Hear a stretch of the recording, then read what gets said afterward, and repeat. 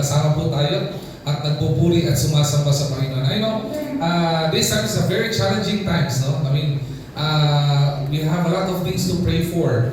Una, kailangan natin pag-pray yung mga kapatid natin nasa Middle East dahil kasalukuyan pa rin po, may gulo at may problema pa rin sa Middle East, and we have several brothers and sisters who are there working.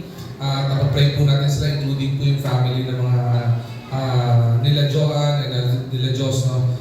Sila Jojo. Ito po ay mga anak po ni Tita Jazz. Alright? At the same time, let's pray for our church members who are actually sick. But today, again, magandang umaga po sa bawat isa po sa atin. And I hope and I pray everybody's excited to listen to the word of the Lord. Amen? Alam ko po, kanina pa lang po, sa worship pa lang, sa pag-awit pa lang natin, nangungusap na ang Panginoon sa buhay po natin. I really love the last song na inawit nila. Magandang deklarasyon yun sa Panginoon. Lord, I need you every moment, every time. Kailangan po natin ng Panginoon. Alright? Ang iyong pagkakataon po ito, naniniwala po ako sa pinakamagandang pagpapala na binigay ng Panginoon sa atin ay wala pong iba kundi sa pagitan ng biyaya at pagpapala po ng salita po ating mapakikinggan. Alright? Ngayon pong araw na ito, we'll be engaging on the second part of our message series. Okay, we opened a message series last Sunday entitled The Missional Church or A Missional Church. Paano po ba tayo? Okay? Paano po ba tayo dapat nabubuhay? At paano ba lumalago ang isang gawain? Okay, we are created by the Lord for a purpose, and we are here for a reason, and we are existing in this world to become the salt and light of the world kung saan itinalaga po tayo ng Panginoon. That is the missional church. At yung araw po na ito, para mas lalo po natin maintindihan yung message series sa The Missional Church, at para po tayo ay mahamon bilang IBC Manila members, at mahamon po tayo bilang missional na mga church members, na hindi tayo maging ordinary church goers but missional church, okay, ay pag-usapan po natin ng isang magandang halimbawa. Okay? I'll be sharing with you this morning the title of this message entitled Antioch. Okay? Antioch, the model of a missional church. Antioch, the model of a missional church. Acts chapter 11, verse 19 to verse 30. Okay, maaari mo hindi about sa tumayo bilang pamiligaran po sa magbasa ng salita ng Diyos. At babasahin ko po sa inyo ito. Okay? At just follow me with your eyes. At hiling ko po, ay try natin unawain kung ano po yung sinasabi sa Bible verse na ito. Alright? Acts chapter 11, verses 19 to verse 30. Ito po ang sinabi. Now those who had been scattered by the persecution that broke out when Stephen was killed traveled as far as Phoenicia, Cyprus, and Antioch, spreading the word only among Jews. Verse 20, some of them, however, men from Cyprus and Cyrene, went to Antioch and began to speak to Greeks also, telling them the good news about the Lord Jesus. The Lord's hand was with them, and a great number of people believed and turned to the Lord. News of this reached in the church in Jerusalem, and they sent Barnabas to Antioch. When he arrived and saw what the grace of God had done, he was glad and encouraged them all to remain true to the Lord with all their hearts. He was a good man, full of the Holy Spirit and faith, and a great number of people were brought to the Lord. Then Barnabas went to Tarsus to look for Saul. And when he had found him, he brought him to Antioch. So far, a whole year, Barnabas and Saul met with the church and taught great numbers of people. The disciples were called Christians first at Antioch. During this time, some prophets came down from Jerusalem to Antioch. One of them, named Agabus, stood up and through the Spirit predicted that a severe famine would spread over the entire Roman world. This happened during the reign of Claudius. The disciples, as each one was able, decided to provide help for the brothers and sisters living in Judea. This they did, sending their gift to the elders by Barnabas and Saul. May the Lord be blessed upon the reading of His words. Madali po tayong manalangin. Hilingin po natin ang gabay ng Panginoon sa pag-aaral ng Kanyang salita. Panginoon, may dakilang Diyos, marami pong salamat. Sa umagang ito, nakaloob niyo po, Panginoon, sa amin. Tunay nga po, napakalaking pagpapala, napakalaking biyaya, Panginoon, na magkasama-sama kami, Panginoon, dito to sing together, to worship together, Panginoon. At excited po, Panginoon, kami ngayong umaga sapagkat may matututunan na naman po kami. As part of the body of Christ, your desire for us is to grow. Your desire for us is to keep on going and to keep on keeping on. To keep doing the purpose on why you created us, on why we are existing in this world. We pray, Lord God, paliwanagin mo ang aming isipan. Ituro po, Panginoon, sa mga dapat na matutunan po namin. Tanggalin niyo po, Panginoon, ang anumang distraction na maaari maging sagabal o hadlang, Panginoon, sa malayang pangungusap mo at pagtuturo mo sa amin, Panginoon. Lord, we pray at Panginoon, itago niyo po ako sa likuran, gamitin niyo po akong abang lingkod, Panginoon, bilang tagapaghayag ng iyong salita ngayong umagang ito. Kayo po mataas o kapurihan sa pangalan ng Jesus. Amen at Amen. Maaari na po tayo magsipo. Antioch, the model of a missional church. Pinag-usapan natin last Sunday. Ano bang ibig sabihin ng pagiging missional na church? Is this about supporting missionaries? No.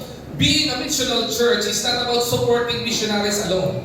Being a missional church is actually a church that actually do the mission of the Lord. Okay? There's a difference between supporting missionaries and there is a difference upon a church member o tayo mga mananampalataya, ginagampanan po natin yung purpose kung bakit tayo nilagay ng Panginoon dito.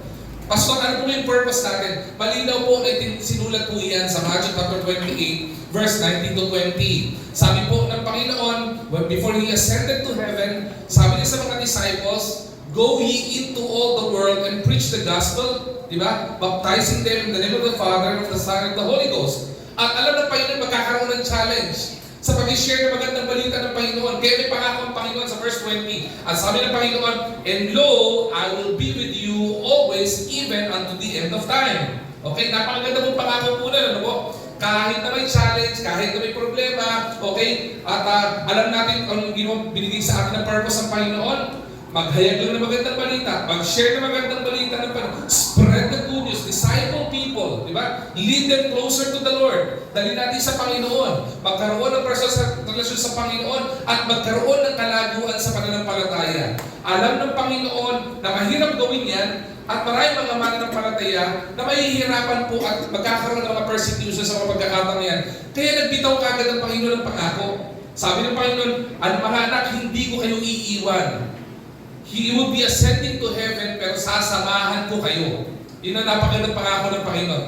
At ngayong umaga po ito, as a church, IBC Manila, maganda po maging halimbawa ang matututunan po natin sa Antioch Church. Okay? Sabi po nila, Pastor, yung Antioch po ba, ito po ba yung mga church members na laging tulog? Bakit po? Antioch eh. Diba? Marami din po mga member, parang ganito rin eh.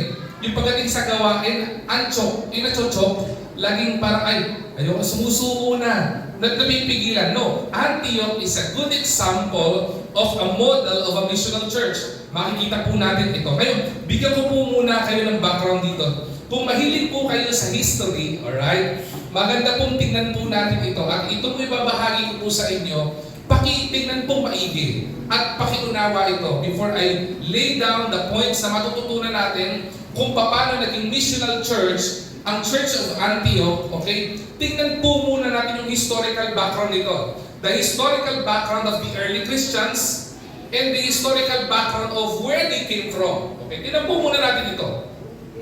Antioch, okay, is actually, ngayong panahon na ito, okay, siguro mas lahat ng news naka-highlight sa Middle Eastern part of our, di ba, of the globe, no? Technically, nasa mga Middle East, okay?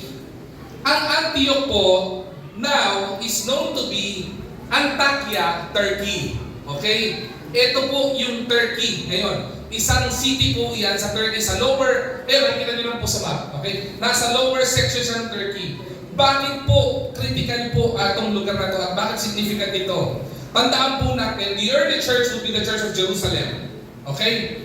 At nagkaroon po ng Church of Antioch. Mamaya, sabi ko po sa inyo kung paano natatag ang Church of Antioch. Pero kung titingnan niyo po sa mapa, it was surrounded by so many countries, nandiyan Romania, Bulgaria, Ukraine, Russia, Georgia, etc., etc., and even the Middle Eastern part. Nandiyan yung Iraq, on the extreme right niya, nandiyan yung Iran, nandiyan yung Jordan, nasa paligid yan. Kaya kung titignan niyo po ang lugar nito, it is very strategic when it comes to church planting. Bakit po? Kasi ito po ay naging hub of the gospel of Jesus Christ. Marami pong naitayo na mga churches na ang nag-send out ng mga, sabihin natin, mga missionaries ay nanggaling po sa Church of Antioch. No? Geographical location, makikita po natin yung kagandahan, pagiging strategic ng lugar niya. Bakit? Lahat po accessible Madali po niyang puntahan Meron siyang bodies of water na pwede niyang puntahan, papunta ng Jordan, pwede siyang mag-land trip, papuntang Iraq. Ang dami po pwedeng mga rutang puntahan. So again, the place is actually strategic for sending out of the missionaries and gospel of Jesus Christ. Though, wala nang problema sa Panginoon kung ang lugar mo ay saan lupalag ka ng lugar. In sharing the gospel, wala pong pinipili. Lahat po ay strategic. Pero ang ganda po ng lugar ng Antioch Church nito. Now, tingnan po natin. Ang Antioch po, the city of Antioch, okay, in history, it was known to be the city of the dead. Okay? Dalawa po pagkakakilanlan po dito. Una, it was known to be the city of the dead. Pangalawa, it was also known to be cradle of Christianity. Bakit po siya unang tinawag na city of the dead? Kasi po, nung dumating po dito ang mga early Christians, ang Antioch po ay nagkaroon ng maraming mga pagsubok. Geographically, ang dami naging destruction ng Antioch. Ang dami naging mga issue nito when it comes to geographical location. Strategic yung location niya, pero nagkaroon dito ng mga massive earthquakes. Nagkaroon po ng malakihan, malawakang sunog. Nagkaroon din po ito ng mga foreign invasion. Okay? Yung mga pagsakop ng mga Romano. Marami pong pinagdaanan po ito at maraming namatay sa tagpo na ito. That's the reason why this city is called the city of the dead. Okay? Ilang po mga destruction dito na naitala po in history was on May, 526 AD. Nagkaroon ng massive earthquake. Almost 250,000 to 300,000 people died. Ganun po ka-massive yung earthquake na to. And dead people are around the area, okay? Kumbaga napakalaking graveyard po ng city of Antioch. Hindi lamang po ito. In 256 AD, okay, Persian burned the city. Sabi ko, may malawakang sunog, di ba? At may mga pagsakop. Yung mga Persian burned the city, causing roughly 100,000 people dead. Kaya po siya tinawag na city of the dead. Okay, now, ito po ay tinawag din pong cradle, alright, of Christianity, because this was the place na nagkaroon ng lugar para sa mga early Christians ng Jerusalem who went out because of persecution. Pumunta po sila sa lugar na ito. Ibig sabihin, ito po yung cradle sa baby. Diba? Duyan. Kanlungan. Ibig sabihin sa Tagalog, naging kanlungan ng Christianity. Tingnan niyo po maigi po ito Ang Panginoon po, hindi po namimili ng lugar kung saan maitatayo at kung pwede magpakita ng liwanag ang Panginoon. Sabi ko po, nung last preaching po natin, even in dark times, the light of the Lord shines the most. Sa lugar o sitwasyong madilim, mas lalong nakikita yung kaliwanagan ng ilaw ng Panginoon. Tama ba? Sa madilim na bahagi ng buhay natin, doon natin mararamdaman yung malinaw na pagkilos ng Panginoon sa buhay natin. At wala pong pinipili. Sabi ko po, kahit po sa video natin kanina, the Lord is not looking for extraordinary people to do extraordinary things. Hindi po tinitingnan ng Panginoon kung ano estado mo sa buhay. Hindi po tinitingnan ng Panginoon kung mayaman ka o mahirap ka. Hindi po tinitingnan o hindi mahalaga sa Panginoon kung lalaki ka o babae ka. Hindi po mahalaga sa Panginoon kung ikaw ay sabihin natin, may sinabi ka sa buhay, may talento ka o wala ka. The most important thing with the Lord is that it is not about the ability but the availability. Kasi siya naman pong bahala sa lahat ng bagay eh. Kaya po ng Panginoon lahat ng bagay. Alright? At kung titignan po natin dito, sa pagkakataon pong ito, pumunta po yung early Christians in the city of Antioch to share the gospel. First, when the church of Jerusalem, they shared the gospel, the good news of Jesus Christ to the Jews only. Alright? Ito po yung una. Sa mga kapwa, Hudyo po nila binabahagi. Bakit? Kasi the early church of Jerusalem was around Jerusalem area lang eh. So this was the first time that they were scattered abroad, okay, and sharing the gospel, okay, to the Greeks, who is also known to be the Gentiles. Tayo po, tinatawag tayong mga Gentiles. Dalawa po ang description sa Bible ng mga tao. Okay, una, Hudyo. They were the chosen generation of Jesus Christ. Historical background lang po ito para mas maintindihan natin. Pagka po kayo ay hindi Hudyo, alright? Hindi po kayo Israelite. Ang tawag po sa inyo ay Gentiles. Whether you are a Greek, you are a Roman, you are whoever you are, Filipino ka, tawag sa atin ay Gentiles. Kasi hindi tayo mga Hudyo and we are not the chosen generation of God. This was the first time that the church of Jerusalem and the Christians during this time actually were scattered abroad sharing the gospel to the Greeks, specifically to non-Jewish people. They were sharing the gospel. Isipin niyo po yung sitwasyon ha. They were scattered abroad because of persecution. Pinipersecute ang Christians. Lumayo sila ng lugar. Pero yung paglaro nila ng lugar, hindi po nila nakalimutan kung ano ang mission nila. Nakita niyo po yan? Kahit po may persecution in the early Christianity, when they were scattered abroad, alisan sila sa lugar. Bakit? Kasi pinipersecute ang Christians sa Jerusalem. Kahit saan man sila mapunta, ibinabahagi pa rin po nila yung mission nila at ito ay magbahagi ng magandang balita ng Panginoon. Kaya po nagkaroon ng pagkakataon sila na i-share na rin ang gospel sa mga non-Jewish people, to the Gentiles. Now, Antioch, okay, is known to be, itong mga bagay na ito, ay makikita po natin, kaya po sila naging cradle of Christianity. Now, in 526 AD, okay, meron pong emperor na nag-create ng decree to rename the city again from city of, ano yung una? City of the Dead. Naging cradle of Christianity. Noong 526 AD, Emperor Justinian, nirename niya yung city na ito. It was called the city of Theopolis. Theopolis is actually two words, Theo and Polis. Okay? Pag sinabi pong police, ang tawag po dyan, ang ibig sabihin po yan ay city. Pag sinabi pong Theo, it is actually holy. Bakit po? Theo is actually God. So tinawag po ito na city of God. Isipin niyo po yung transition, ano po? City of the dead. Okay? Hinarbor niya yung mga Christians. Hindi pinaalis ang mga Kristiyano dito.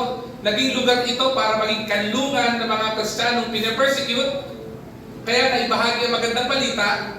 And in 526 AD, nagkaroon ng emperor at sinabi niya, itong city na ito ay pinatransform natin from city of the dead to becoming Theopolis. Tinawag siyang city of God. Now, is the church of Antioch planted? As most of the churches existed. Ang church po ba na ito ay itinanim? Itinatag po ba ang Antioch Church? Okay? Sasabihin ko po sa inyo, the city or the church of Antioch was not directly established or planted by any of the disciples or direct disciples of Jesus Christ. Okay? Ito po ay naitatag and the church of Antioch was born or birthed because of persecution. Tingnan niyo po yung verse na binasa po natin kanina. Kung babalik po tayo. In Acts chapter 11, verse 19, at ibabalik nyo ng konti yan, makikita nyo nga po, ito binigyan ko na ng konting background kanina eh. Ang mga Kristiyano in the early times, they are being persecuted. Diba? Hinahunting sila, pinapapatay sila. At brutal ang pagpapatay dito.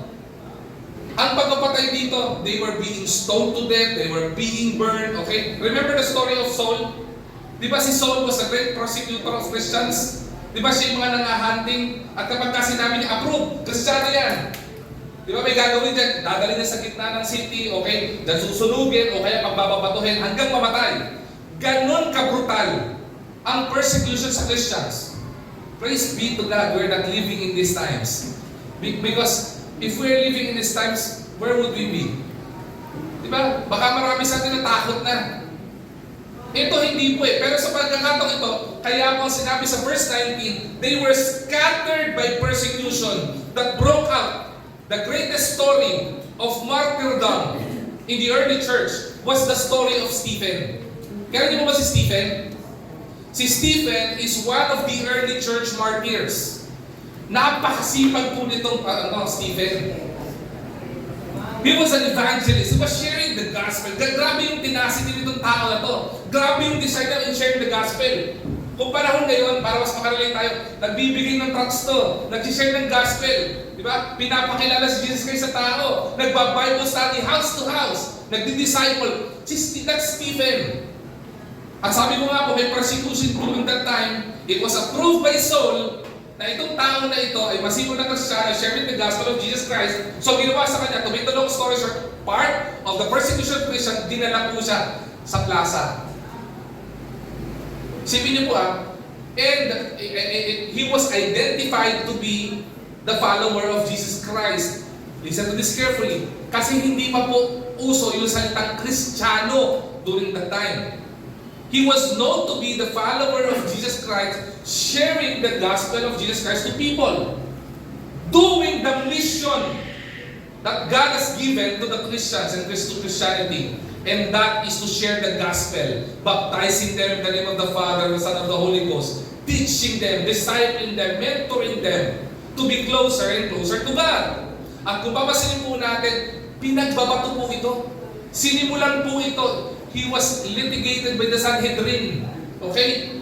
Tapos approved by Saul. At yung mga tao, di ba, na nangangailangan ng Panginoon, sila po ang kumuha ng bato at pinagbabato ito hanggang sa mamatay si Stephen, the early Christian. And that broke the history of Christianity, why Christians in the early church of Jerusalem were scattered abroad. Okay? Lumipat sila from Phoenicia, di ba, Cyprus, Antioch, pero hindi po sila huminto. Ano sabi po diyan? Sharing or spreading the word among the Jews. Some of them, however, men from Cyprus and Cyrene went to Antioch to begin to speak to Greeks. Also, telling them the good news about the Lord Jesus Christ. Okay, so ito po story po nito. Ano po? Now, tingnan po natin maigi po ito. Hindi po siya established church by the disciples. It was born because of persecution.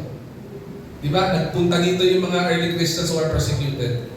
At kung makikita po natin dito, these believers scattered to Phoenicia, Cyprus, and Antioch. Ano pong ginagawa nila?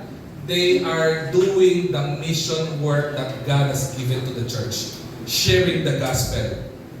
At first, sabi ko kanina, they only preach to the Jews. Now, this marks the day na even in persecution, nagamit na oportunidad ito ng mga matatapat na early Christians to spread the gospel. Kaya salamat sa mga taong ito. Ako po nagpapasalamat. I'm so grateful for the early Christians. Alam niyo po kung bakit? And we are so grateful. Alam niyo bakit? Kasi kung walang mga taong nag-endure sa persecution, hindi po natin mapapakinggan ang gospel of Jesus Christ. We will never understand. We won't even hear the gospel of Jesus Christ, not because of hindi maiyahayag ito. Kung hindi dahil sa mga taong ito na nagpursige, Sa kabila ng challenges nila, sa kabila ng persecution, sa kabila ng hinahunting sila, sa kabila ng pinapapatay sila, nagpatuloy sila sa pagbabahagi ng magandang balita. So Lord, salamat po. Itong mga taong ito ay napaka-faithful. Di ba? Tingnan po natin, may mga notable po na makikita po tayo. This was the first time the church, very ano po ito, kaya po sabi ko po sa inyo kanina, ang title po ng preaching natin, The Model of Missional Church. Alam niyo po bakit? Because this was the first time the church actually intentionally shared the gospel to people.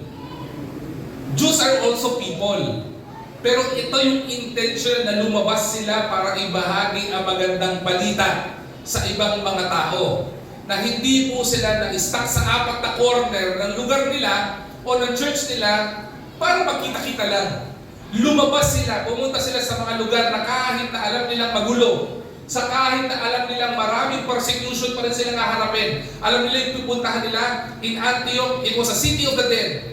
Isipin mo, pumunta ka sa city of the dead, sino ba bahagi mo ng magandang balita? Yung mga patay dahil sinunog ng mga Persians? O yung mga namatay dahil sa great earthquake, di ba? Tapos may banta ng invasion ng iba't ibang mga lugar o mga countries, di ba? Pero they became intentional. Hindi mo nila naisip yun. Bakit? Mas naisip nila, mas delikado sa pinanggalingan namin. Pinapapatay kami. Dito papatayin pa lang, di ba? Pero tuloy pa rin sila. Walang takot. Kaya po kahanga-hanga po ang early Christians during this time. Ito ang kauna-unahang pagkakataon na ang early church naging intentional sila in reaching the Gentiles. Soon, the church in Jerusalem, kung titignan niyo po sa pasang binasa natin, lumaganap po yung balita na ang ganda nangyayari sa city of Antioch. Nagkakaroon ng magandang balita na may nangyayari sa church of Antioch. Hindi pa kasi established sa church eh. Nakita nila ang daming kaganapan nangyayari. Para sa atin din po, kapag merong isang church na lumalago, nagiging inspirasyon po natin, di ba? Nakakatuwa yung church na yun, no? Ang dami nangyayari doon. Di ba? Na kahit na may problema, ang ganda ng gawain, yung mayabang ng gawain ng Panginoon. A lot of people are being saved. A lot of people heard the word of the Lord. A lot of people listen to the gospel. Ang daming kaganapan nangyayari. And the ministry of the Lord in sharing the gospel of Jesus Christ was actually blooming. Diba? Pero kung titingnan po natin, ang sabi ng Jerusalem, the Church of Jerusalem, narinig nila yung balitang ito. So, ang ginawa nila, they sent Barnabas.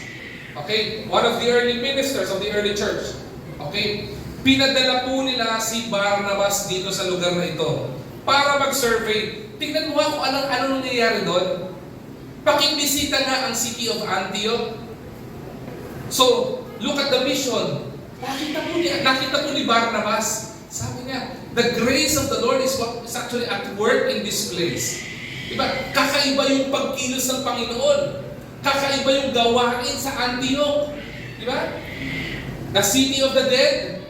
Now, the city of the dead was actually listening to the word of the Lord. Ang tindi po ng grace ng Panginoon.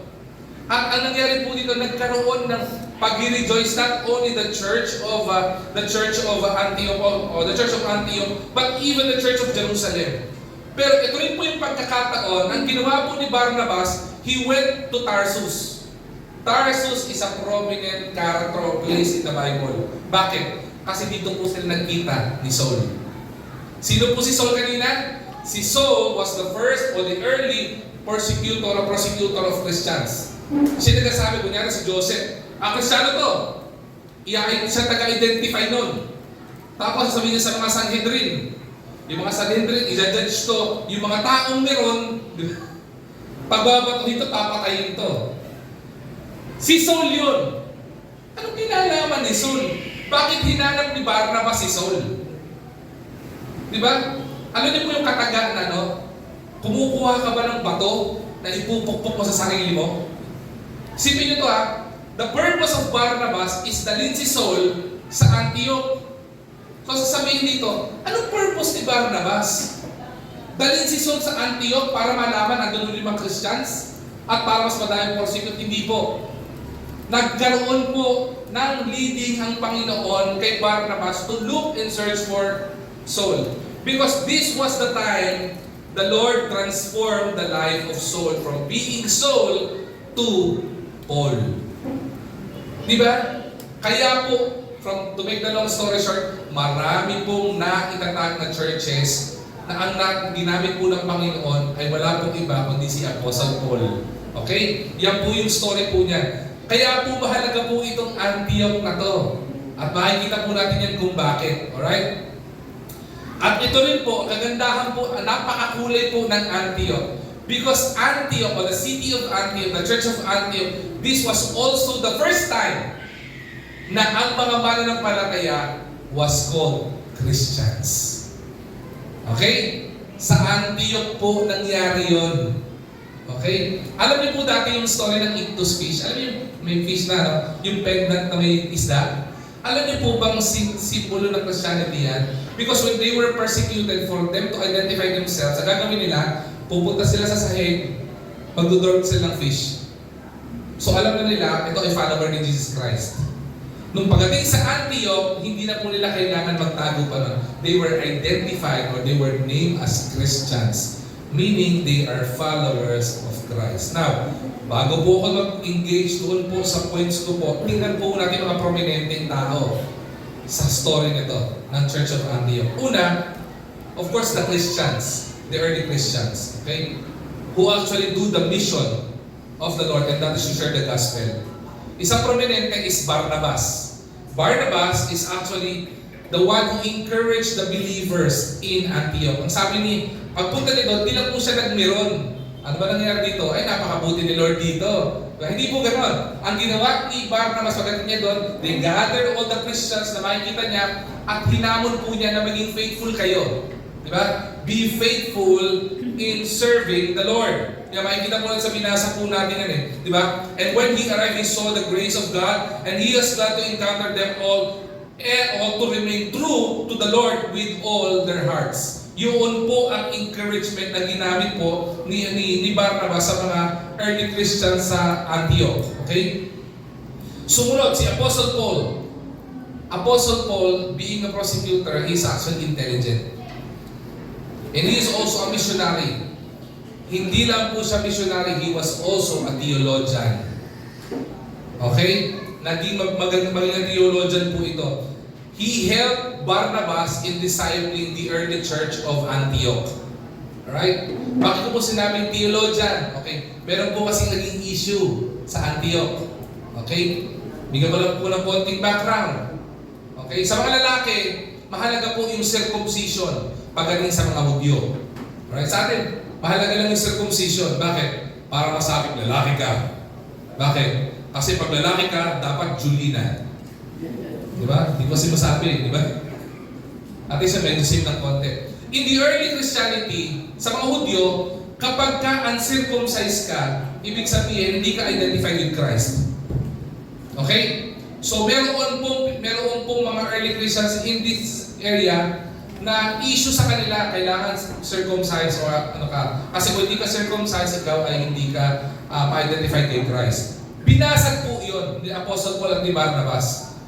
Theologically, that we are saved by grace and by Jesus Christ alone. Hindi ka masisave because of good works. Yung po gusto patunayan po nila. At ito ay nagkaroon ng malaking debate during this time. And they prove it that it was by grace and to Jesus Christ that a person could be saved. Okay? So, para makinig po makinig tayo, hindi po magandang gawa ang makapagligtas sa atin. Hindi po kapag ka nagpa-Julie ka, di ba? Okay? Ikaw ay maliligtas. Diba? Ang tanging daan para maligtas ay walang iba kundi si Jesu Cristo lamang. And Apostle Paul and Barnabas prove it. So Apostle Paul is a missionary theologian. Sumunod, meron pong tinatawag na si Simon Niger, okay? O Niger, okay? Possibly, sabi ng mga early theologians, possible he was actually an African believer. Posible po ba yun? Yes, it's possible. Pinakita ko po yung mapa, di ko ba? Malapit po sa mga African countries din. At may access ito African nation. Kaya nga po siya hub eh. Para po siyang, kumbaga sa aeroplano, kung pwede ka mag-stop over to go to another country. Ganun po yun. So, sabi po ng early theologian, si Simon Niger ay actually a possible African believer. Sumunod po dyan is si Lucius of Cyrene. Okay? Sabi ito, probably, and according to Bible scholars, siya po ay North African believer. Okay? At he demonstrated church intentional character. Hold on that thought, ha? Si Lucius of Cyrene, he demonstrates church intentional character. Ibig sabihin, may gagawin ka para sa Panginoon, dapat pinaplano mo at sinasadya mo. Hindi yung nakikisabay ka lang. Dinemonstrate po yun ni Lucius of Cyrene. Meron pa pong isa, si Manaen. Si Manaen po shows the gospel to all social classes. Diba iba po ito, no? Pagkikinan nyo, kanina, intentional discipleship. Diba si Lucius? Si Manaen, ang pinakita po niya, the gospel is to be given to all people. Social statutes. Whether from your different country, different nation, ibang pananaw mo, different genders, different nationalities, inopen po niya the body of Christ to all people. Hindi po nagkaroon ng, sabi natin, barrier. Hindi po namimili yung sasabihan ng magandang balita. Okay? So kahit magnanakaw, sinishare ng gospel, kahit mamamakay tao, sinishare ng gospel, kahit na, hindi ko alam kung may LGBT na nun, siguro may LGBTQ na nun, sinishare din ng gospel, hindi tinitingnan kung ano status ng buhay, hindi tinitingnan kung ano yung, kung mayaman ba to, o mahirap to, may trabaho o wala ito, di ba, matanda ba ito o bata ito. Pinakita po ni Manaen in social classes, whether mayaman ka, A, B, or C ka, class A, class B, class C ka, di ba? Hindi po namimili. Di ba? Christianity or the gospel is para sa lahat. Church, listen to this carefully. Mahalaga po ito. IBC Manila is not only for specific classes of people. Sa IBC Manila po, dapat po maging church natin, bukas ang pintuan po ng church na ito sa lahat ng uri ng tao. Hindi po namimili kung sino ka. Mayaman ka, mahirap ka, di ba? Babae ka, lalaki ka, LGBT ka, Q ka, plus ka, kahit ano ka. Pumasok ka dito, kailangan mo Panginoon, ibabahagi sa iyo magandang balita ng Panginoon. Bakit? It was the model of Antioch on why Christianity spread all throughout the world. Yan po yung mahalaga po dito. At kung makikita po natin dito, this is notable. Lahat ng leaders of the Church of Antioch were all diverse. Iba-iba sila. African, North African, di ba? Si Apostle Paul, na dating Saul, dating prosecutor. Barnabas, nanggaling po sa Jerusalem. Okay? Iba-iba po sila ng character, iba-iba sila ng pinanggalingan, iba-iba ng pinagkalakhan, pero meron pong kapansin-pansin sa kanila. Sa pagkakaiba po nila, nagkaisa po sila in doing the mission of the Lord. Okay? And that is to share the gospel. Kaya po, naging notable po itong Church of Antioch po. Kaya may tatlong bagay po kayo babahagi po sa inyo. Sabi ko po sa inyo, wala po kayong makikitang church na perfecto. Diba? Marami po sa inyo pupunta sa church na ito, may masasabi kayo. May pupunta kayo sa ibang church, may masasabi kayo. Sabihin ko po sa inyo, ako na po magkasabi po sa inyo. At papatunayan po natin in the scripture na wala po kayong makikitang church na perfecto. Bakit po? Kung papasin niyo po, in Acts chapter 11 verse 19, the pressure the early church faced. Tignan niyo po ito, Acts 11:19. Now, those who had been scattered by the persecution that broke out when Stephen was killed traveled as far as Phoenicia, Cyprus, Antioch, spreading the word only among the Jews. Kung titingnan niyo po ito dito, kaya kung sinabi walang perfecto, hindi naman po sila aalis sa Church of Jerusalem. Kung wala nangyayari doon na ikakapahamak nila eh. At pagpunta po nila dito sa Antioch, mukha mo ang perfect ang Antioch. Ano ba tawag? Sabi ko mahalaga po historical eh. Ano ba tawag sa Antioch during that time? Hindi ba city of the dead? Nililindol, sinasakop, di ba? Sinusunog. Perfecto ba yung lugar? Ganon din po. Sa Manila, sa lugar natin, perfecto po ba to? Hindi ko rin po masasabi perfecto to. Maybe the place is comfortable as of the moment, pero hindi po perfecto yung lugar pinupuntahan natin. Alright? Pero hindi po dahilan yun para hindi po tayo maging ilaw ng Panginoon to be the salt and light of the Lord sa lugar na ito. At may matututunan po tayo, the pressure na makikita po natin that the early Christians face. Tatlong bagay po ito. Una, persecution. Malinaw naman po doon sa unang bahagi, di ba? The very main reason why they were scattered abroad is because of persecution of Christians. Believers were scattered because of hostility, okay, toward the gospel. Okay? Marami po sa mga Kristiyano, di ba, pinipersecute during this time. Kaya ako po ginamit yung hostility kasi in the early church, marami pong galit sa gospel. Hindi ko alam bakit maraming galit sa gospel. Ano po ba ang gospel? Ang gospel po ay good news. Tama mo ba?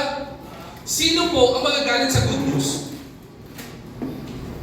Kung tatanungin ko po kayo ngayon sa talipong ito, no? Meron akong good news at bad news. Anong gusto nyo? Tama ba?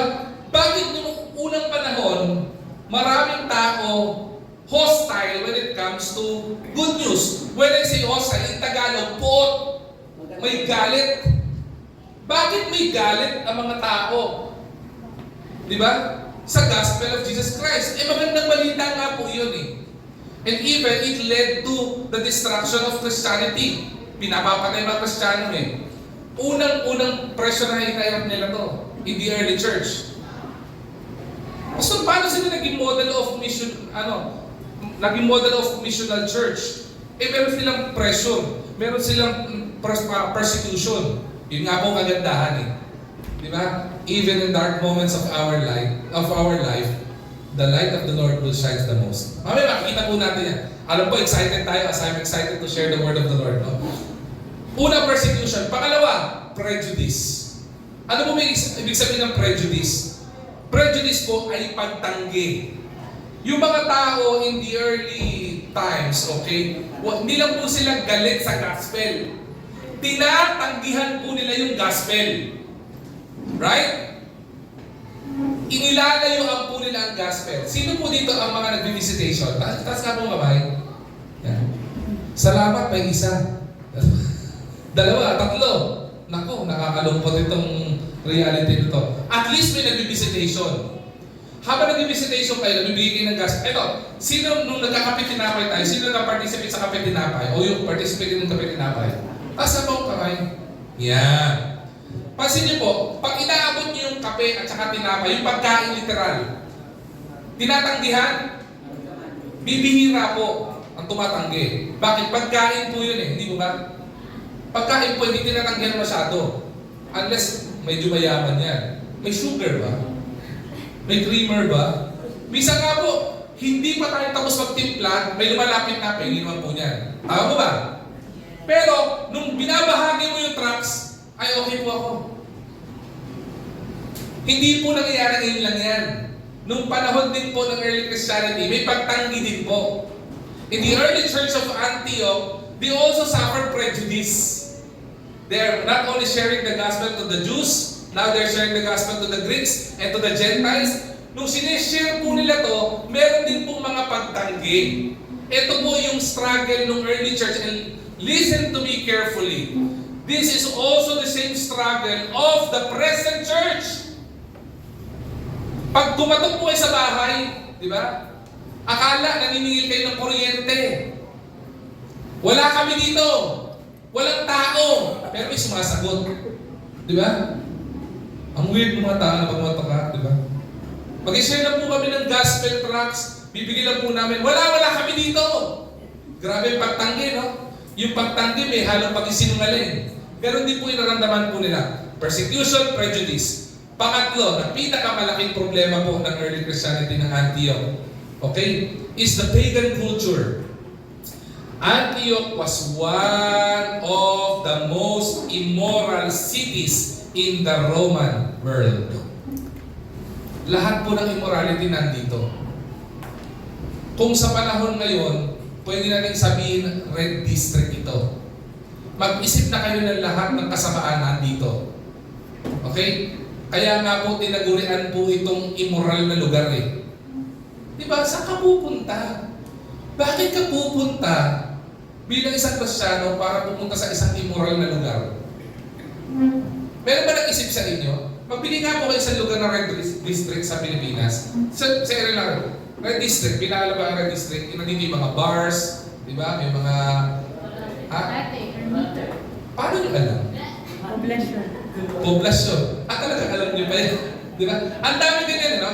Paano mo sabihin na pa pumunta ka doon para magtayo ng church? Pupunta ka ba? Ba't ako pupunta? Puro makasalanan yung mga tao doon.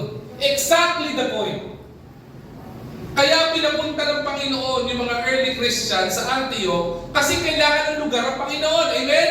Amen. Kaya po tayo dinala ng Panginoon sa lugar na imperfect na lugar na ito kasi itong lugar na ito kailangan ng Panginoon. Amen? Amen. Yung po yung dahilan po doon eh. Kahit na po pagan practice or immoral practice was practice in the place of Antioch, okay? Pinadala po sila ng Panginoon dito. That was the pressure the early church of Antioch faced. Okay? Despite this pressure, tingnan po natin maigi that the church did not retreat. Instead, the church reached out. Diba? Ano nangyari? Hindi po lumayo. Diba? Ang ginawa, ni-reach out. Sino po yung pinapunta ng Panginoon sa isang lugar na kinain ng dilis? Sino yun? Sino? Pastor, ba't dilis? Hindi ba sa Panginoon walang imposible? Kung sinabi ng Panginoon kinain siya ng dilis, maniniwala ako doon. Diba? Kasi sino kinain? Ng balyena. Ng malaking isda. Sino? Si Jonah. Diba? Saan pinapupunta si Jonah? Ninibe. Anong meron sa Ninibe? Baka immoral na tao din, makasalanang tao. Ang tanong, gusto pumunta ni Jonah? Bakit? Anong justification sa Panginoon? Panginoon, puro makasalanan yung mga tao doon. Delikado ako doon. Di ba? Papapahamak ako doon. At saka hindi kanila kailangan doon. Makasalanan na nga sila doon eh. Mali yung perspektibo, di ba? Damo na ang lugar makasalanan, mas kailangan pumunta ang Kristiyano doon. Bakit? Kasi mas kailangan nila ang Panginoon. Bakit? Yung mga taong self-righteous, tinitingnan nila, hindi nila kailangan ng Panginoon eh. If you think to yourself you are righteous and self-righteous, maniwala ka, isipin mo hindi mo kailangan ng Panginoon. Pero if you will see your imperfections, kailangan mo, at matatanggap yung imperfections mo, maiisip mo, kailangan ko Panginoon para ituwid ako. Di mo ba? Ganun po yung perspektibo po dito. Pagan ang kultura po nito. Instead of them, di ba? Retreating, huwag na tayo pumunta dyan. Bakit? Kasi pag niloob ng Panginoon, anong gagawin? Kakainin sila lahat ng malaking balyena at iluluwa sila sa Antioch pa din. Di ba remember, anong ginawa kay Jonah? Hindi ba? Na-anchok. yung balyena, idinura siya sa dapat niyang puntahan. Hindi po ba? Ganon din po dito. So, despite yung pagan practice, despite the pressure, hindi po sila sumuko. Ang ginawa nila, they reach out. Ang isipan nila, may mga pinagdadaanan po ba tayong problema? May mga pinagdadaanan po ba tayong persecution? May mga pinagdadaanan po ba tayong prejudice o pantanggi sa gospel? May mga pangailangan po ba tayo? Do we think this church is imperfect? O this area is imperfect? O ang lugar na to, marami nagpa-practice ng pagan practice? Maraming drug addict, maraming mga gang, maraming kung ano-ano man. Di ba? Nakabalagan na nangyayari dito. Ano gagawin natin? Are we going to retreat or are we going to reach out? If you'll ask me, di ba? Marami tayong mga komento sa mga bad news di ba? Ang taas ng gasolina, bakit? Kasi itong si ganito, ginera si ganito, ito kasi ganito, gumagawa ng nuclear. Huwag tayo lumayo. Pagdating sa Pilipinas, sabi na komento, ang daming politiko, mga corrupt sa gobyerno, di ba? Di ba ganito ginagawa nila? Totoo? Instead of pointing fingers at them, why don't we point our fingers to ourselves? Kasi naniniwala ko, walang corrupt na politiko kung meron na siya ng masipag na nagbabahagi ng magandang balita sa kanila. Lumabas po tayo ng bahay, ang daming reklamo, ang daming tambay dito, ang daming drug addict, Ang daming gan, gabi-gabi nag-aaway. Di ba? Kung Kristiyano, masipag mag-share ng gospel, walang gang na nag-aaway. Mababawasan yung mga addict sa kalye.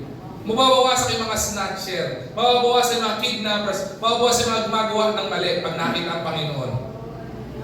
Kaya po mga Christians, dapat po hindi tayo tutulog-tulog. Instead of retreating, we are to keep on reaching out to them. That's the first example of the Church of Antioch. Diba? Hindi po sila anchoking. Diba? Hindi po sila nachochoke. They keep on reaching out. Okay? Pangalawa po, not only the pressure they faced, meron po silang pattern na sinunod. The pattern they formed. Please take note of this, IBC Manila. Mahalaga po ito sa atin. Okay? Tingnan po natin. Acts chapter 11 verse 21 to 26. Hindi ko na po babasahin. Nakalagay naman po kanina yan. Highlight niyo po sa inyong mga Bibles. Babahagi ko na lang po ano yung pattern na meron sila kung bakit sila lumago. At kung bakit pagdating ni Barnabas, sabi niya, grabe yung ginagawa ng Panginoon doon. Grabe yung paglago ng gawain. Grabe yung init ng mga mananampalataya doon. Despite of the pressure, prejudice, and pagan practice, grabe yung pagkilos ng Panginoon. Grabe yung moving ng Holy Spirit. Di ba? Grabe yung worship. Talagang grabe talaga sa lahat ng bagay. Kamangha-mangha ang ginagawa ng Panginoon. That was Barnabas actually experienced and noticed in the place of Antioch or the Church of Antioch. Pero may pattern tayong makikita dito. Noong mga tagpo na ito, wala pa po itong physical church Remember, the church, ecclesia, is not pertaining to the infrastructure o gusali. The church or the ecclesia is pertaining to the body of Christ, the Christians, the followers of Jesus Christ, doing the mission of the Lord. That is the church. Isipin nyo, walang katulad nitong atin na merong aircon, merong upuan, nagsumasamba, may banda na nakakapag-worship. Walang ganun! But they were considered a church doing the mission of the Lord. Kamangha-mangha di ba? At sa mga taong Kristiyano, hinahangaan po ito. Humanga nga si Barnabas Umabot nga from Antioch to Jerusalem, umabot yung story dun Ang layo po nun nung panahon nun, walang internet. Walang newspaper. Ang balita, dinadala ng bibig at ng paa, papunta sa lugar. Umabot doon. Milya-milya ang layo. Kung makikita ko ang unang pattern na makikita po natin sa kanila, evangelism across culture. Ano mo sabi ko kanina? Sino yung prominent na character kayo na binanggit ko? Sabi ko sa inyo, i-hold nyo yung tatlong historical Sino po yung nag-share ng gospel across all culture? Sino po? Letter M. Si Manaen. Hindi ba? He shared the gospel to different culture. Wala akong pakialam kung Afrikano ka, Asyano ka, taga saan ka, ano gender mo, ano ang class mo. Di ba? Evangelism across culture. Haven't you noticed? Di ba? Si Lucius, okay, at saka po yung isa, sino yung kanina isa na prominent character? Si Lucius of Cyrene, at saka si Niger, o si Simon of Niger, ang Africans. Pag tingnan niyo po yung mapa, medyo malayo po yung distansya ng Africa. Sa Antaka, Turkey, o sa Antioch. Paano naabot yun? Hindi mo ba kayo nag-isip ng gano'n? Hindi niyo po ba naisip? Pag tingnan niyo po doon sa mapa, malapit ng pastor, mga 100 dangkal lang Oo, sa picture, mga 100 dangkal. Pero pag nilakad mo at nangabayo ka, malamang buwan ang babiyahin mo, makapag-visitation ka lang sa Africa. Ayusin niyo po ba yun? Pero, kamangha-mangha po itong church na ito. Kasi yung sipag nila, hindi sila nalimitahan ng lakas, hindi sila nalimitahan ng edad, hindi sila nalimitahan ng pagod. Talagang pumupunta sila tumahayo. They share the gospel to different people. at hindi namimili ng class ng tao. Ang tawag po dito na makikita po natin, sabihin po natin na pattern is evangelism across cultures. Diba? They share the gospel to different people. Whether anong kultura mo, are you into Jesus Christ or not? Wala silang pakialam. They just share the good news. Okay? Evangelism, culture, o across culture. Pangalawa, intentional discipleship.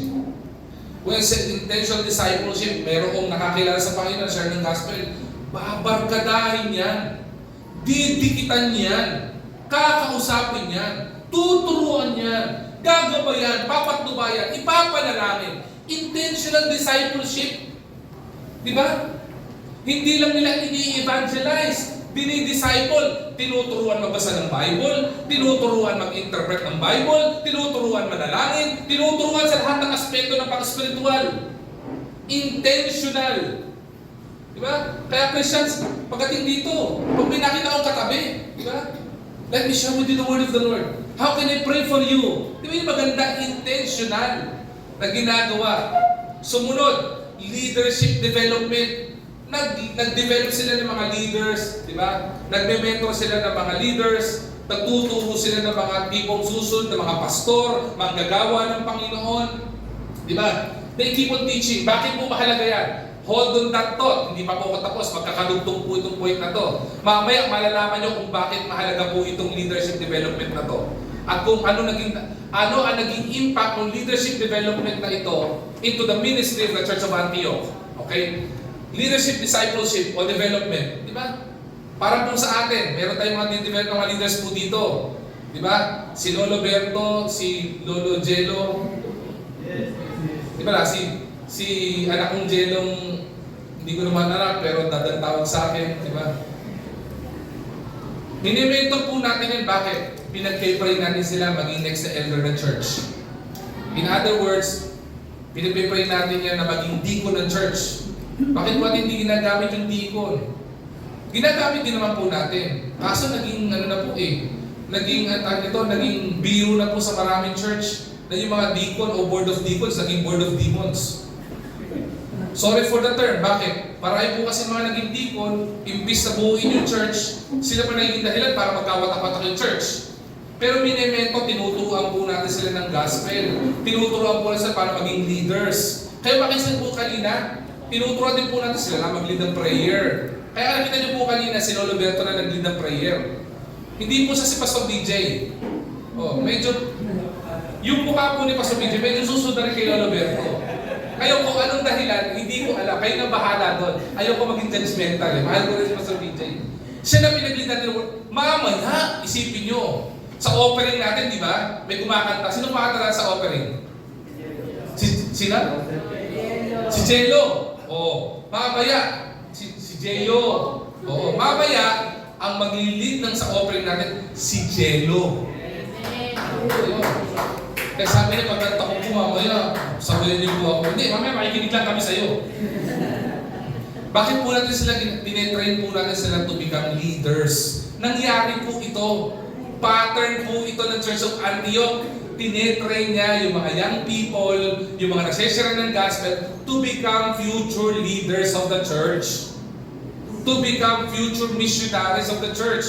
Doing the mission of the Lord, and that is to share the gospel. That is to disciple. Okay, sumunod. Ito na yung sumunod. Missionary sending. Paano ka makapag-send ng missionary kung hindi naman sila equipped to become missionaries? Naisip niyo mo ba yun? Paano ka magiging pastor kung hindi ka naman equipped para maging pastor? Kaya po mahalaga po itong apat na ito. Ito po yung pattern na ginagawa natin. Niyo po ito ha. The pattern is, pagdating nila sa lugar, they keep on evangelizing people. Tuloy ang gospel sharing. Ay, misi man yan, pwede natin gawin. Tuloy-tuloy ang share ng tracts. Kapitin na pa lang talaga gusto. Pagbabahagi ng magandang balita, share with the gospel, pakilala si Jesus Christ sa mga tao. Tapos pag nakilala sila, invite din natin, di ba? I-disciple natin, di ba? Natutuwa ko sa mga young people na narinito. Ito, mga disipulo ito. Sino disciple sa inyo? Pastor John. Sino? Sino? Si Lord? Sino ginamit ni Lord? Si future Pastor Joseph. Diba? Ang ganda pakinggan. Pas Jeo. Diba? Ang ganda pakinggan. Totoo naman di ba? Ginamit ng Panginoon itong Bible school student na ito para mag-disciple ito. Intentional yun. Bakit? Pupunta sila dito. Pati nga sila intentional din eh. Pumupunta sila dito, ano sila, di ba? Nagpe-prayer time sila, nagkukwentuhan. Kahit basketball, di ba? Pag siniko kita ngayon, namatay ka, alam mo saan ka pupunta? Intentional.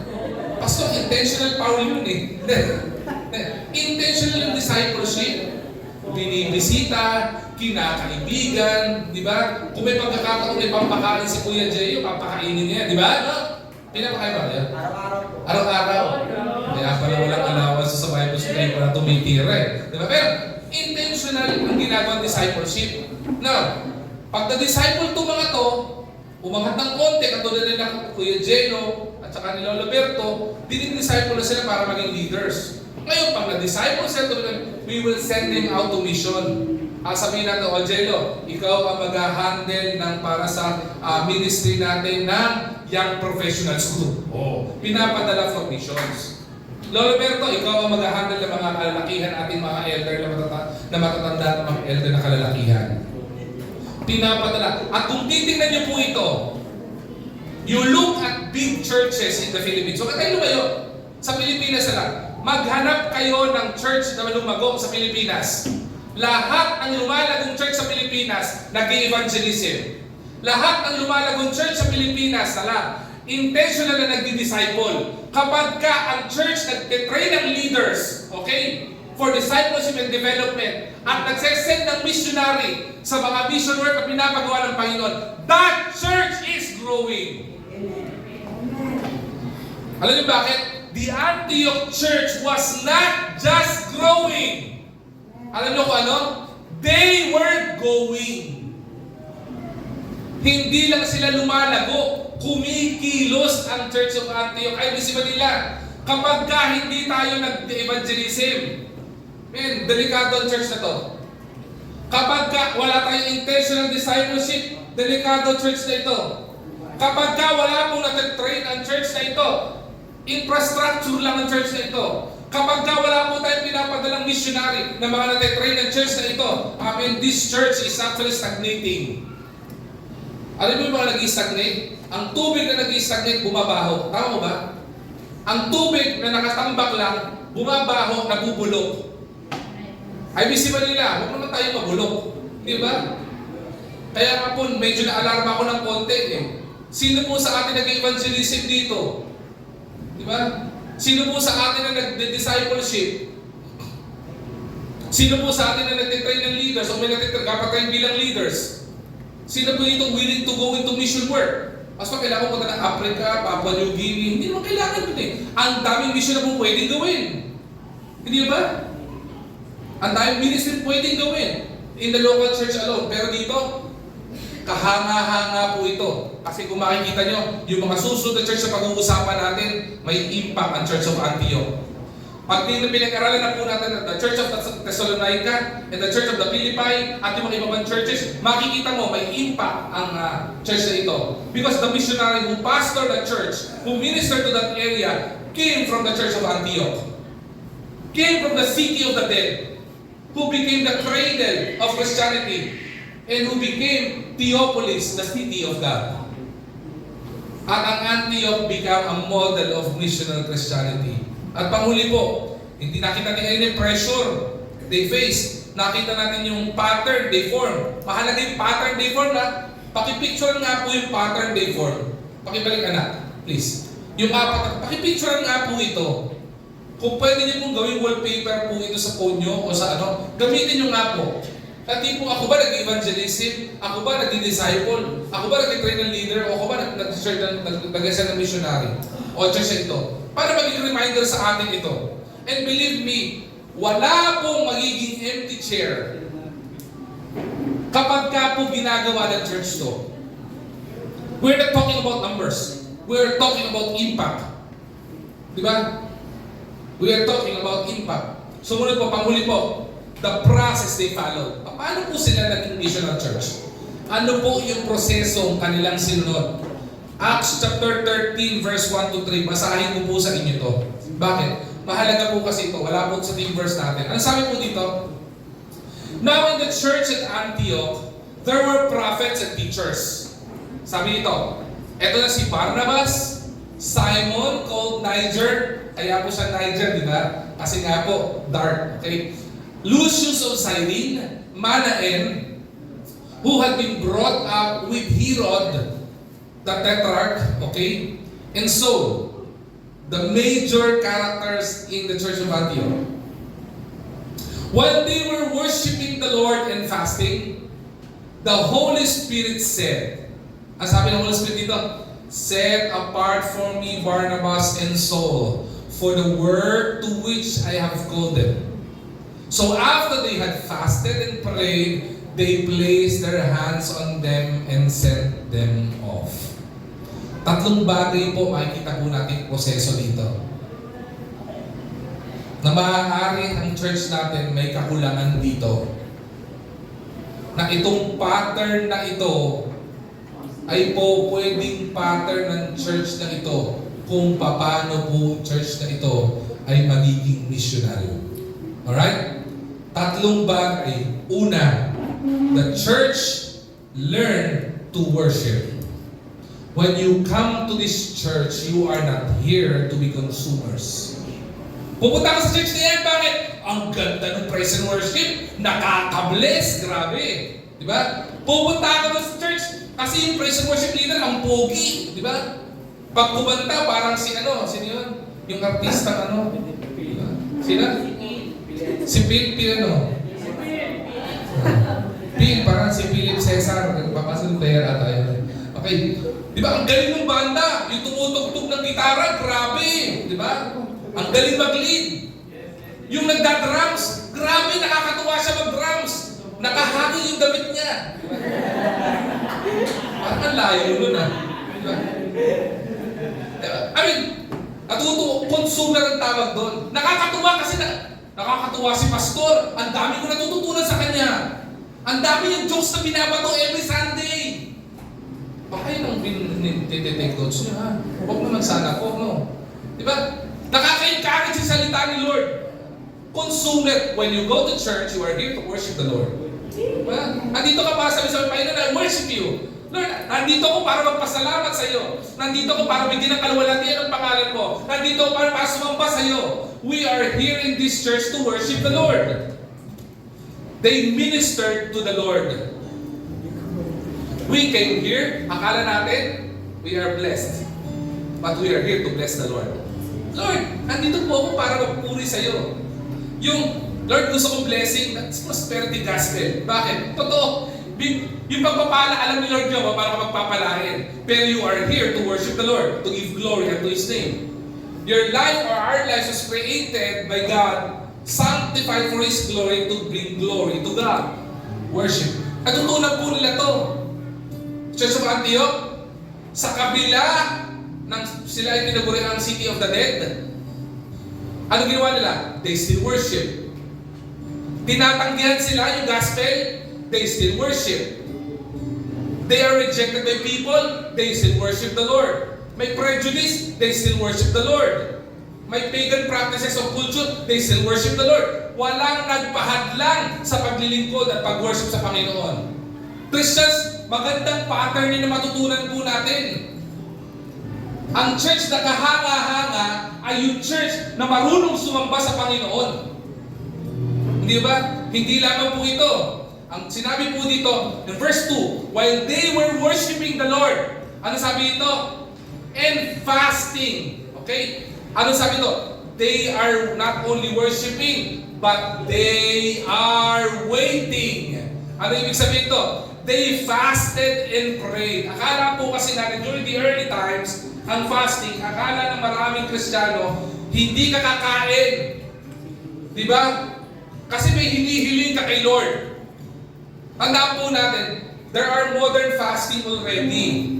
Ang fasting po in the scripture, okay, ay may mga bagay na isinasantabi ka, na kinaugalian mong ginagawa, okay?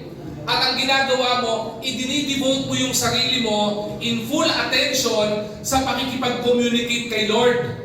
Kaya nga po, hindi ka po pwede mag-fasting, okay, nang walang praying. Nagpe-pray ka sa Panginoon, nakikipag-usap ka sa Panginoon. Ginawa po nila ito. Hindi po sila nag-fasting, okay, dahil may hinihingi sila kay Lord. Hindi nag-fasting ang mga taga-Church of Antioch kasi gusto nila magkaroon ng property malaki sa city of Antioch. Hindi po ganon. Nagpa-fasting po sila because they want to worship the Lord. And while they are waiting for the answer of the Lord, nagpa-fasting po sila. Okay? At yung fasting nila, hindi nila pagkain, ay kasama din po doon ang pananalangin nila. Okay, now, bakit po ang ginamit na fasting dito ay food? Hindi kumakain sila. Kasi during this time, ang pagkain po sa kanila ay bahagi ng kanilang kultura. Parang tayo, kumakain ng regular. Di ba? Wala silang po pwedeng itabi. Wala namang internet nun. Pwede lang i-diet sa internet. Di ba? Wala namang masyadong distractions nun. Di ba? Ano nga nasa paligid nila? Tupa, di ba? Parang, di ba? Wala namang masyadong distractions eh. Kaya ang po pwede lang nilang gawin, di ba, ay yung kanilang pagkain, ang pinasting po nila dito. At hindi po sila nagpa-fasting kasi may hinihingi sila sa Panginoon. They were fasting because they are waiting on the answer of the Lord. Ibig sabihin, kung may hinihingi man sila sa Panginoon, ibigay man ng Panginoon o hindi, they will still wait. They will just pray to the Lord and wait upon the Lord. Diba? Sabi ng Bible, wait upon the Lord and He will renew the strength. Diba? Bibigyan ng Panginoon yung kalakasan mo. They keep on waiting to the Lord. Lord, diba? We are waiting for the day na titigil na po yung persecution ng Christians. Diba? We will just teach the gospel. We will just worship you. Prayer and fasting. Diba? Have we devoted our time? Sabi ng iba, Pastor, alam mo po yung praying, yung fasting, hindi po eh. Opo, kasi tayo, hindi po natin natututunan sa mga Baptist. Bibihira po nagtuturo po kasi nito eh, no? Ang natututunan ng mga Baptist, hindi nababaling patay-patay sa gawain, huwag lang sa... Very good. Yan natutunan ng mga Baptist eh. Tao ba? Pero hindi po masyadong tuturo yung kahalagahan ng fasting at praying sa Panginoon. Pwede naman tayo mag-fasting sa ano eh, di ba? Hindi lang sa pagkain eh. Ang mga Baptist talaga hindi lang ano eh. Hindi pinag-aaralan ng fasting. Alam pinag-aaralan natin, ang pinapractice natin? Fast eating. Pasinin mo, walang gawain ng Baptist na walang kainan. Tama ba? In the history of Baptist, maraming mga pastor na Baptist na matay sa high blood. Bakit namatay sa high blood? High blood po sa mga members. Maliban doon, okay. Saan mo namatay? Isipin mo naman, may chicharon, may lechon, di ba? Sa Manila, wala po tayong gawain mo ng pagkain, tama ba? After the service, yung mga young people lagi sa ito kumakain. Di ba? May meeting, hindi po pwede may meeting kapag walang me eating. Kaya yung fasting, ang practice natin, hindi fasting, fast eating. Lahat may eating eh, di ba? But in the biblical perspective of fasting, it is about praying and waiting upon the Lord. Lord, andito po kami maghihintay. Saan mo pwede ko i-fast? Pwede ka mag-social media fast. Pwede ka mag-fasting sa eating. Magandang intermittent fasting yan. O intermittent diet yan. Diba? Pero yung para sabihin mo sa Panginoon, Panginoon, may hinihingi ako. Kaya ako pa-fasting. Hindi mo pwedeng hostage sa Panginoon na. Di ba? Tipong baliin mo ang kamay ng Panginoon. Diba? Para makuha mo ng gusto mo. Parang isang bata na nalangin eh. Sabi niya, Lord, bigyan niyo po ako ng bike. Gusto ko po yung mountain bike. Diba? Ginawa niya, nag-pray siya. Lumuhod, nag-pray. Lord, pagka binigay niyo po yung bike sa akin, magpapakatapat po ako sa inyo. Every Sunday, kahit prayer meeting, nasa church ako. Hindi pa rin binigay ni Lord. Sabi niya, anong pwedeng gawin? Lahat ng pwede niya pangako, pinangako niya. Wala na maisip yung bata. Dumaan siya sa isang church na may mga rebulto. Nakita niya yung image, yung rebulto ni Mother Mary. Kinuha niya. Kasi inilagay niya sa isang kumot. Kasi nilagay niya sa ilalim ng kama niya. Nag-pray siya ulit. Lord, Kung gusto mo pang makita nanay mo, bigay mo sa akin yung bike. It sounds funny, but the truth of the matter, akala natin ng fasting ganun. Lord, magugutom na ako, mamamatay ako dito. Bigay mo na sa akin yung gusto ko. It's not about fasting. Fasting is about worshiping and waiting and communicating sa Panginoon. Pastor, gusto kong matutunan yan. Don't worry, tuturo natin yan. Mahalaga po sa church yan eh. Mahalaga pong pattern and process to follow the church. Ng church natin po yan. Sumunod po, ito yung pinakamahalaga. Not only worship, waiting, but willingness. Kailangan willingness to obey when the Spirit spoke. When the Spirit spoke to you to share the gospel to this specific person, what are you going to do? When the Lord spoke to you to go to a specific place, and even in an uncomfortable place, diba? Masabi sa'yo ng Panginoon, anak, may nagiinuman doon. Diba pag linggo, marami nagiinuman. Dito rin mo ba gano'n? Sa bahay mo namin nilalolo, marami nagiinuman doon eh. Lahat doon very godly. Kapag magka-Sunday. Bakit? Ibang spirito nila. Pinupus po sila ng spirito ni San Miguel. Diba? Paano sabihin sa'yo ng Panginoon, anak, umupo ka sa table na yon, mga nagiinuman doon. What are you going to do? Gusto wag. Diba? Sabi ko, pasawigin, umupo kami, nagiinuman doon sa kalye doon. Umupo ka doon, diba? At mag-share ka ng gospel. Ang sabihin mo, Pastor, baka mapicturean ako. Lumabas ako sa social media. I-bash nila ako. Sabihin si Pastor BJ, headline, bukas, yun ang broadcast. Pastor BJ, nahuli, nakipag-inuman sa kanto. Diba? Minsan takot tayo mong ganun, di ba? Pero hindi mo po pwedeng gamitin ng Panginoon yun para masyara mo ng gospel yun. Minsan takot tayo eh. It doesn't mean you sit down, you compromise. Ngayon, pag sinabi nila sa'yo na, sige, tatanggapin ko yung ino-offer mo si Kristo, kung tatagay ka muna, that's compromise. Di ba? Sabi ko nga po sa inyo, I don't want to carry my own seat o magbuhat ng sariling bangko. Sabi ko po sa inyo, sabi ko, may pagkakataon po, several weeks ago, nabangga po kami, di ba? Nabangga po ako sa sakyan. Punta kami sa pulis, tapos yung nakabangga sa akin, sabi ng Panginoon, anak, share mo ng gospel. Talaga, Lord? Hindi bumangga sa akin eh. Diba? Share mo ng gospel. Sinara ng gospel, tumanggap sa Panginoon. Praise the Lord. Hindi po dahil ako po yun. Pero ibig sabihin, dinala ko ng Panginoon in that tough situation, in that uncomfortable situation, that would cost me 12,000 para pagawa yung sasakyan for a soul to be saved by the Holy Spirit. Hindi po ako nagliligtas, Panginoon po nagliligtas. Ako po ay taga-bahagi lang. Di ba? May iba sa akin na sa uncomfortable season kayo. Di ba? The Lord always put us in an uncomfortable situation. Alam niyo ba? Ganun yung Panginoon. Ano sabi ng Bible? Kapag may kaaway ka, ano gagawin mo? Ano sabi mo? Pag may kaaway ka, lasunin mo. Ganun ba? Pag may kaaway ka, isumbong mo. Ang sabi ng Bible, kapag may enemy ka, love your enemy. Paano ba makikilala mo sa enemy mo? Alam mo, mahal ka ng Panginoon. It's want you to know that the Lord cares for you and the Lord cares for your soul so much. Yung kapitbahay mo walang ginawa, kundi araw-araw tapunan ng basura ang bahay mo. Ano gagawin mo?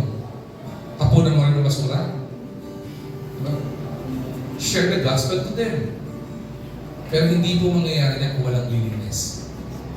Yung nakagandahan po sa Church of the Antioch, they are willing. They are willing to obey when the Spirit spoke. Mission always flow from intimacy with God. Let me end with this illustration. Ito niyo po itong picture na to. There are two bodies of water. One on my left side, on your left side, okay, is actually a reservoir. Okay? Sabi ng iba, reservoir. Okay? Ang tawag pronunciation po yan ay reservoir. Okay? Okay? And the other one on the right side is actually a river. They are composed of water. It is a body of water. But there are two different things about these two.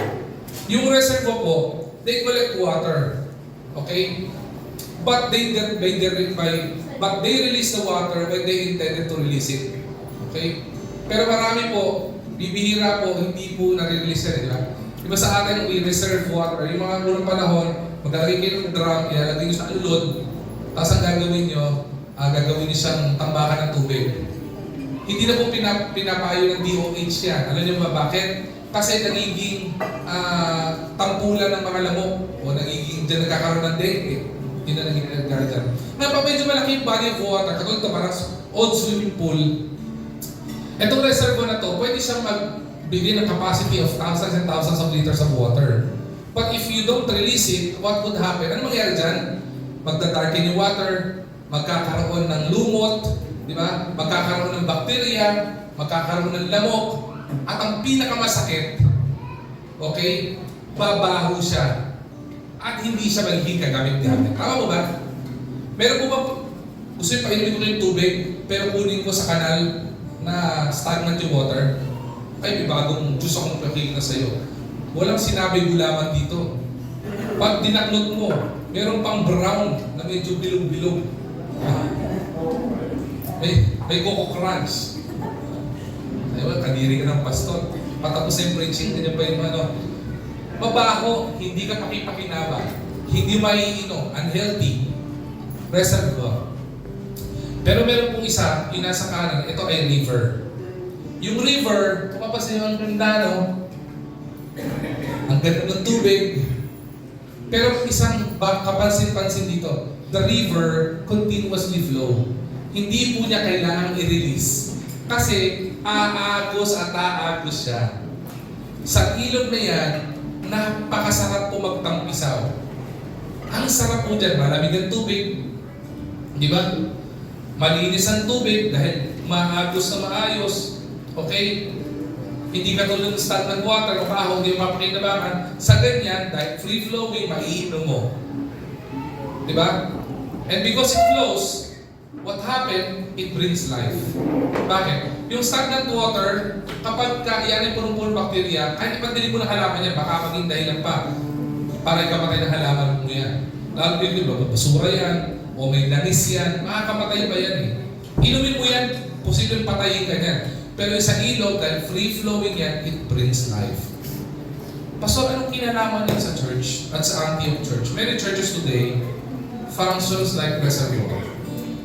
And we don't function like a rivers of water. Paano po reservoir? Pupunta tayo dito, we consume the word, we are blessed by the word of the Lord. Pero hindi tayo lumalabas. We are not sending out missionaries. We are not sending out to do the will of the Lord. Diba? Masarap mong sino ba naman na hindi magugustuhan na punong-puno yung church natin? Sino mo ayaw nun? Diba? Sino yung hindi matutuwa at tipong lahat ng upuan, meron ganyan, yung mainit na aircon kasi punong-puno tayo. Sino ba naman hindi matutuwa nun? Pero sa Panginoon, diba, pag nakita niya ganun lang yan, ano mangyari dyan? Mamamaho lang tayo. Hindi magiging healthy yung church. We just remain to be a reservoir. Tambakan. Imbakan. At kung papasinin po, just like the Church of Antioch, anong ginawa nila? Sa loob ng church, train yung mga tao. Pinagtibay yung pananampalataya. Tumibay sa pananampalataya. Natuto sa salita ng Diyos. They became spiritual leaders, not only in their own personal life, but even in their spirituality, the family. Diba? Naging maayos ang kanilang pananampalataya at hindi huminto sa loob ng church lang. Na naiintindihan, may mission na pinapagawa ang Panginoon. The Great Commission, Matthew 28:19-20, to go into all the world and preach the gospel. Kasi church, kung nandito lang tayo, well, we are called SSS, safe, seated, and satisfied. Nakaupo ka lang dyan. Nakakapagpainit ng puwet doon sa upuan natin. Diba? Pero hindi tayo mamumunga. Ang church na kahanga-hanga at kapansin-pansin, hindi lang sa mga tao, kundi sa harapan ng Panginoon, ay yung church na lumalabas at tumahayo na ginagawa yung mission ng Panginoon na kung bakit na-create ang Panginoon. And that is to share the good news. The question, mahirap i-share ng good news? Hindi po. Wala pong good news na mahirap i-share. Diba? Ibabahagi mo lang. Nagiging mahirap kasi merong may galit at nag-reject ng good news. Pero may pangako ang Panginoon, and lo, I will be with you always. The Church of Antioch is not a reservoir for souls. Diba? The Church of Antioch became a center of souls. Nakakita niya, itong church na to, naging matibay sa pananampalataya, humahayo at nangunguha ng kaluluwa para sa Panginoon.